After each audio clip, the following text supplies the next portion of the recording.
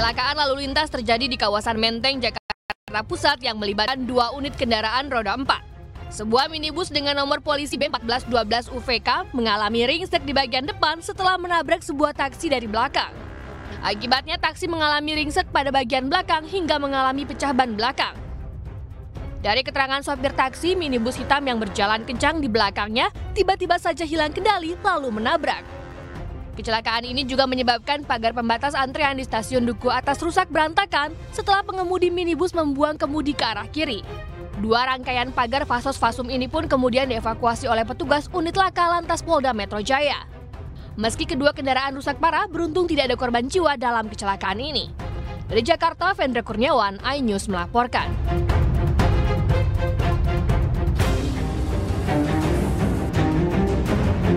Api dengan cepat membakar ruko 4 lantai yang dijadikan gudang dan penjualan sepeda yang berada di Jalan Pandu, Medan, Sumatera Utara. Isi bangunan yang mudah terbakar membuat api semakin membesar, terutama di bagian atas ruko. Petugas damkar sempat kesulitan memadamkan api karena ruko terkunci dan pemilik tidak berada di lokasi.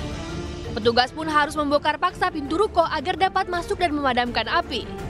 Dan apinya berasal dari lantai 3 dan 4 itu. Kemudian kita menurunkan seluruh armada karena memang apinya besar. Kesulitan kita terkait dengan pemadaman ini, pintu tidak bisa terbuka dan kemungkinan besar orang tidak ada yang tinggal di dalam. Ada armada sekitar 10 lebih. Belum diketahui penyebab pasti kebakaran ini, namun diduga disebabkan oleh korsleting arus listrik. Tidak ada korban jiwa dalam peristiwa ini, namun kerugian ditaksir mencapai miliaran rupiah. Dari Medan, Sumatera Utara, Ahmad Ridwan Nasution, iNews melaporkan.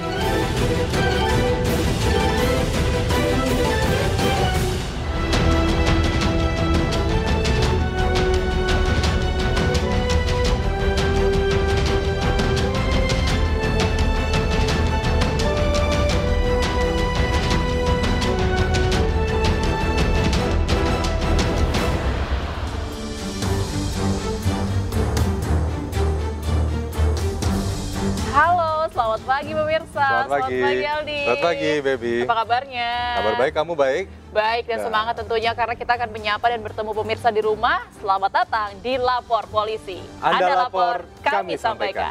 Sebuah program yang bertujuan menjadi wadah untuk aspirasi, keluhan, laporan, dan apresiasi kepada pihak kepolisian di seluruh Nusantara. Bersama saya Baby Kristami. Dan juga saya Aldi Hawari. Selama 1 jam ke depan pemirsa, kami juga akan membahas sejumlah topik hukum dan kriminal yang menjadi topik hangat pembicaraan masyarakat di sekitar kita dan juga di media sosial. Dan seperti biasa, kami juga membuka laporan pengaduan masyarakat yang bisa diakses kapanpun oleh Anda untuk kami melalui sejumlah channel kami, yaitu di Instagram resmi kami, @laporpolisi_inews dan juga @official_inews_tv. Dan Anda juga bisa menghubungi kami melalui email melalui laporpolisi.inews@gmail.com. Dan jangan lupa menggunakan hashtag #laporpolisi. Benar sekali. Kita langsung saja ke informasi pertama. Pemirsa, ini ada informasi dari Lebak Banten ya, Baby ya? Ya, dan bangunan pondok pesantren di Cibeber, Lebak Banten ini hanyut terbawa arus banjir. Ya, banjir ini juga merendam ratusan rumah warga di sana.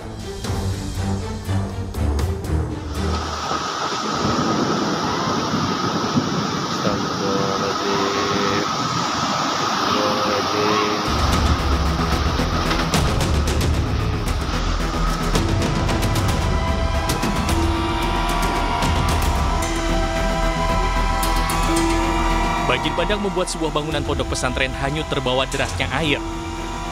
Beruntung saat kejadian tidak ada aktivitas di dalam salah satu bangunan pesantren Al-Falah tersebut. Seluruh santri dan pengasuh pondok pesantren telah dievakuasi sebelum banjir melanda. Sangat tinggi, hujan, petir, terus angin juga ada. Air sekaligus apa berangsur? Air berangsur, tapi cepat gitu, berangsur terus. Hanya dalam beberapa menit itu langsung gede. Selain menghanyutkan pondok pesantren, hujan deras juga membuat ratusan rumah terendam banjir. Total ada 210 rumah warga yang terdampak banjir akibat luapan dari 7 sungai di 5 kecamatan. Saat banjir surut, warga dibantu aparat kepolisian mulai membersihkan rumah mereka. Tidak ada korban jiwa akibat banjir bandang, namun kerugian ditaksir mencapai miliaran rupiah. Dari Lebak, Banten, Iskandar Nasution, iNews melaporkan. Informasi selanjutnya pemirsa, ada seorang pria yang nekat melompat dari flyover pelabuhan feri domestik Punggur, Batam. Dari rekaman kamera pengintai atau CCTV, pelaku terjun dari ketinggian 7 meter menimpa mobil yang sedang parkir.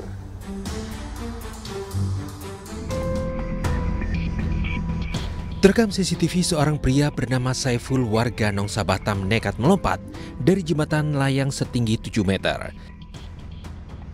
Saiful jatuh tepat di atas mobil milik warga yang sedang parkir.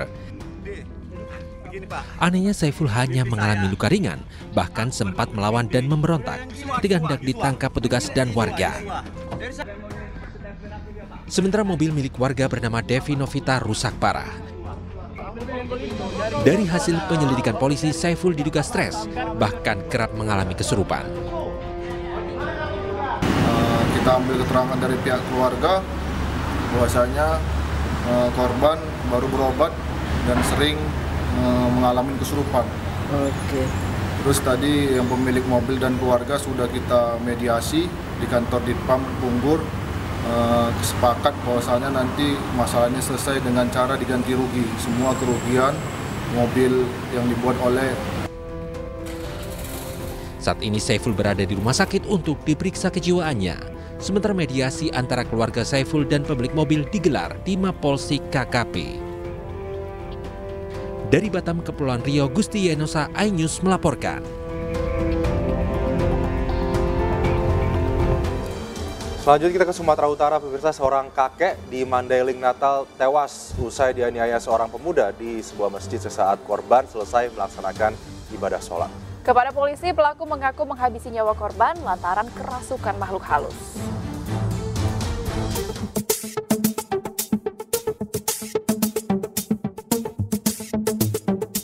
Kakek Hamzah, 73 tahun, harus menegang nyawa usai dianiaya seorang pemuda saat berada di dalam Masjid Al-Mukhlisin, Desa Huta Padang, Kecamatan Ulu Pungkut, Mandailing Natal, Sumatera Utara. Saat kejadian, korban dan pelaku sedang melaksanakan sholat asar. Namun sesaat selesai sholat, korban mengeluh sakit di bagian pinggang dan pelaku menawarkan diri memijat pinggang korban. Namun pelaku justru menganiaya korban dengan pukulan dan tendangan berulang kali hingga korban tak sadarkan diri. Saat aksi penganiayaan berlangsung, korban sempat berteriak kesakitan dan minta tolong hingga mengundang perhatian warga sekitar yang melihat korban sedang dipukuli dan ditendangi pelaku. Pelaku pun langsung diamankan warga dan diserahkan ke polisi, sementara korban yang sempat dibawa ke puskesmas setempat namun nyawanya tak tertolong. Kepada polisi, pelaku mengaku tak menyadari aksi penganiayaan yang ia lakukan lantaran saat kejadian dirinya mengaku kerasukan makhluk halus. Aku berserahkan diri lagi, dari situ, tapi aku udah sadar, udah di depan bensin dan terbalik. Kalau terbalik kamu mukul diri? Iya, aku dari ladang dulu udah seret gitu. Sementara polisi masih terus mendalami kasus ini untuk mengungkap motif di balik aksi pelaku yang tega menganiaya korban. Pinggangnya kan gitu. Kemudian si pelaku menawarkan untuk mengusuk. Nah ini keterangan si pelaku. Namun fakta yang kita temukan berdasarkan saksi-saksi saat di TKP, para saksi menjelaskan saat itu korban meninju berulang kali wajah maupun tubuh si korban. Kini jasad korban telah dimakamkan keluarga, sementara pelaku terancam hukuman minimal 7 tahun penjara karena dijerat pasal 351 KUHP tentang penganiayaan dan menyebabkan hilangnya nyawa seseorang. Dari Mandailing Natal, Sumatera Utara, Ahmad Hussein Lubis, iNews melaporkan. Ya pemirsa, untuk membahas lebih lanjut mengenai kakek tewas dianiaya pemuda di masjid, kita bergabung dengan Kasat Reskrim Polres Mandailing Natal AKP Edi Sukamto. Halo, selamat pagi Pak Edi, terima kasih telah bergabung bersama kami di Lapor Polisi. Selamat pagi Pak Edi, tentunya alasan pelaku kesurupan ini tidak bisa diterima ya oleh publik, tapi berdasarkan penelusuran penyelidikan pihak kepolisian, apa kemudian modus yang menyebabkan pemuda ini memukuli sang kakek hingga tewas, Pak? Selamat pagi Mbak Baby dan Mas Aldi. Ya, adapun motif dari pelaku melakukan penganiayaan terhadap korban berdasarkan keterangan atau pengakuan si pelaku, bahwasanya dia sempat merasa hitam seperti kerasukan, kemudian melakukan penganiayaan terhadap korban dengan cara meninju dan menendang tubuh korban berulang kali, sehingga korban sempat tidak sadarkan diri. Begitu. Ya, Mas Aldi, Mbak Baby. Edi, ini kan kita ketahui sebelumnya pelaku menawarkan jasa pijat begitu ya kepada korban. Apakah sebelumnya pelaku memang mengenal korban?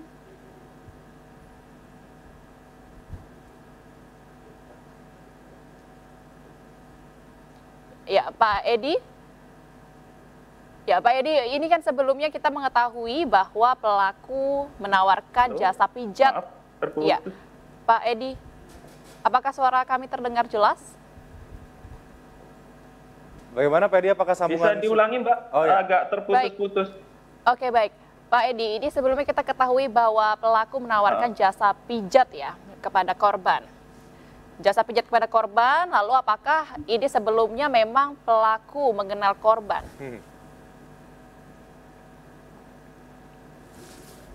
Ya. Jadi pelaku baru pertama kali bertemu korban, itu pun di masjid saat sebelumnya mereka bersama-sama sholat di masjid yang sama. Oke, artinya pelaku ini bukan warga sekitar, warga yang sering ditemui oleh masyarakat di sekitar sana dan juga tidak pernah sama sekali memiliki hubungan baik itu tetangga atau pertemanan begitu dengan kakek yang tewas dipukul olehnya, Pak. Benar, Mas Aldi. Oke, lalu selanjutnya karena yang diakui oleh pelaku adalah ia seperti kerasukan begitu ya. Apakah nantinya polisi akan mengecek kejiwaan pelaku?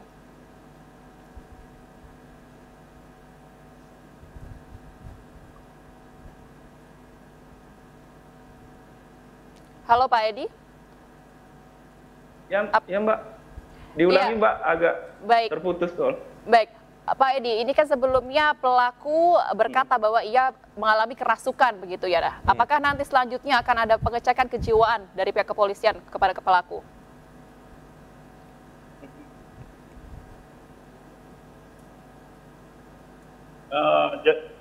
Jadi untuk meluruskan bahwasannya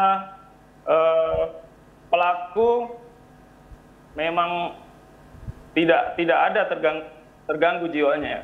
Jadi pelaku normal kok, Tapi kami akan tetap melakukan pendalaman terhadap hal tersebut. Oke, akan dilakukan pendalaman. Tapi Pak Edi, saya masih penasaran begitu saksi-saksi yang berada di sekitar wilayah sana, apa yang mereka katakan? Ini kan artinya dipukuli sampai tewas, artinya pemukulan dilakukan berkali-kali terhadap sang kakek. Apakah saksi yang ada di sekitar memang tidak ada orang? Apakah mereka hanya diam saja melihat sang kakek dipukuli? Dan kemudian jika kemudian sudah terbukti ini adalah kriminal murni begitu, pasal apa yang akan dikenakan, sanksi apa yang akan menanti si pelaku ini?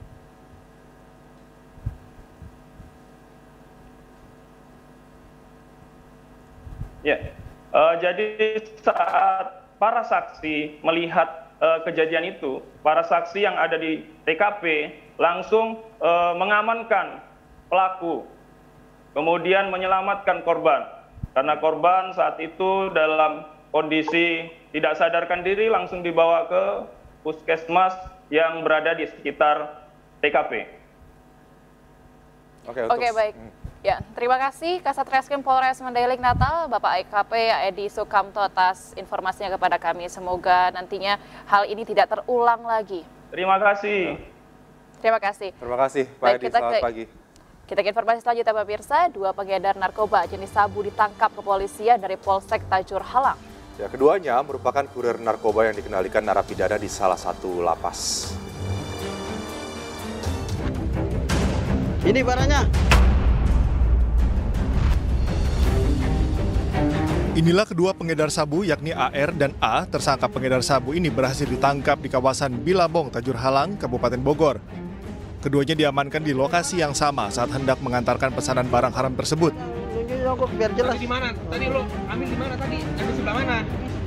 Menurut Kapolsek Tajur Halang, Ibtu Tamar Bekti, kronologis penangkapan ini berawal dari adanya laporan masyarakat. Setelah dilakukan penyelidikan, anggotanya pun mendapati para tersangka tengah menaruh sabu pesanan pembeli di sebuah tempat. Kapolsek Tajur Halang juga menegaskan bahwa barang haram yang dijual para tersangka dibawa kendali seorang narapidana di sebuah lapas yang berada di Kota Bandung, Jawa Barat. Pada hari Sabtu tanggal 1 Oktober kira pukul 16.00, kami telah mengamankan pelaku penyalahgunaan narkoba jenis sabu di Bilabong, Blok C, Desa Cimanggis, Kecamatan Tajur Halang, Bojonggede. Selain menangkap pengedar sabu ini, polisi juga mengamankan sejumlah barang bukti. Di antaranya satu paket sabu seberat 1,16 gram serta 2 buah ponsel. Akibatnya para tersangka terjerat pasal 112 dan pasal 114 tentang penyalahgunaan narkoba dengan ancaman hukuman minimal 5 tahun kurungan atau hukuman penjara maksimal seumur hidup. Dari Kabupaten Bogor, Jawa Barat, Iyung Rizky, iNews melaporkan. Pemirsa, eksekusi lahan seluas 130.000 meter oleh pihak Pengadilan Negeri Tarutung di Desa Hutang Nginjang, Tapanuli Utara, Sumatera Utara ini berlangsung ricuh. Kedua belah pihak saling klaim atas kepemilikan tanah, terlibat adu mulut dan nyaris bentrok.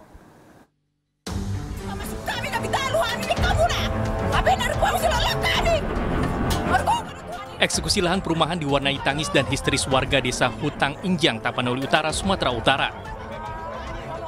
Puluhan emak-emak histeris menolak rumahnya dieksekusi oleh petugas Pengadilan Negeri Tarutung. Bahkan antara keluarga penggugat dan keluarga tergugat saling dorong dan nyaris bentrok. Eksekusi yang dilakukan oleh petugas pengadilan dinilai tidak sesuai dengan denah lokasi yang tercantum di dalam surat eksekusi. Ada dugaan-dugaan indikasi bahwa saksi semua sudah menerangkan bahwa tanah yang dieksekusi silakan ke Lumban Syaro. Ini bukan Lumban Syaro, ya.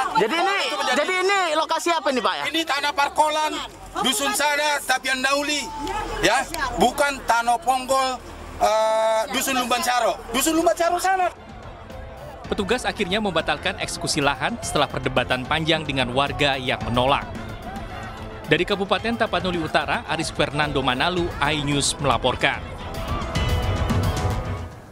Pemirsa, Ditres Narkoba Polda Sulsel berhasil mengungkap tindak pidana narkotika jenis sabu di BTN Karsa Graha Jalan Pengairan, Kabupaten Sidrap. Ya, satu pelaku berhasil diringkus dengan barang bukti sebanyak 17 kantung berisi kristal dan diduga narkotika berjenis sabu.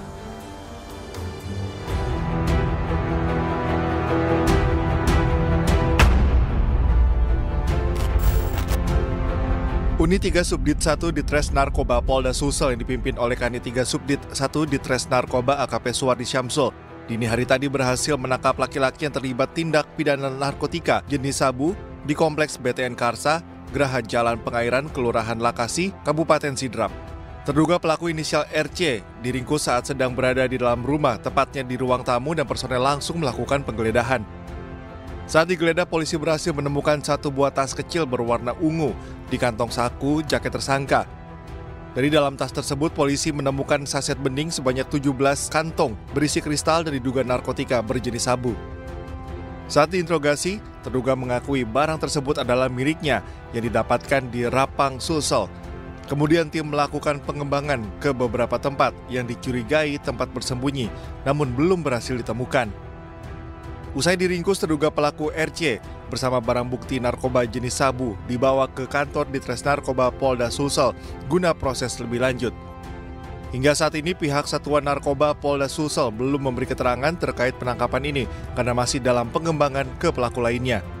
Akibat perbuatannya, pelaku dijerat dengan pasal 114 ayat 1, subsidiar 112 ayat 1 Undang-Undang Narkotika Nomor 35 Tahun 2009 tentang narkotika dan terancam hukuman penjara di atas 4 tahun. Dari Kota Makassar, Sulsel, Muhammad Nurbone, iNews melaporkan. Pemirsa, sidang perdana pembunuhan Brigadir Joshua akan digelar pada 17 dan 18 Oktober. Sementara itu, sidang terkait obstruction of justice di kasus pembunuhan Brigadir Joshua akan digelar pada Rabu 19 Oktober 2022. Informasi selengkapnya akan kami sampaikan usai jeda berikut. Tetaplah bersama kami.